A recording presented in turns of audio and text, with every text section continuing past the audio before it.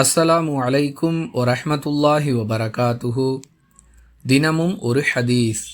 ஒருவர் நோன்பாளியாக இருக்கும் நிலையில் மறதியின் காரணமாக ஏதாவதொரு உணவை உண்டுவிட்டால் அல்லது ஏதாவதொரு பானத்தை பருகிவிட்டால் அவர் தனது நோன்பை முழுமைப்படுத்தட்டும்.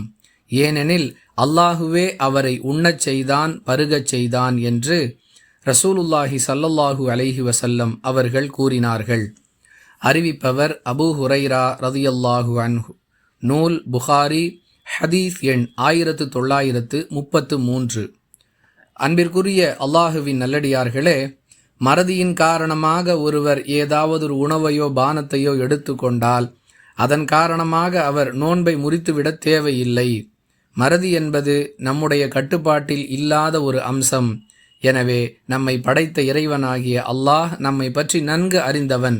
நாம் வேண்டுமென்றே உண்டோமா, பருகினோமா அல்லது மறதியின் காரணமாக செய்தோமா என்பதை அவன் அறிந்திருக்கிற காரணத்தால் மறதியால் ஏற்பட்ட விளைவை நீங்கள் பொறுப்பேற்று கொள்ள வேண்டாம், உங்களுடைய நோன்பை நீங்கள் முழுமைப்படுத்திக் கொள்ளலாம் என்று சலுகை வழங்குகிறான்.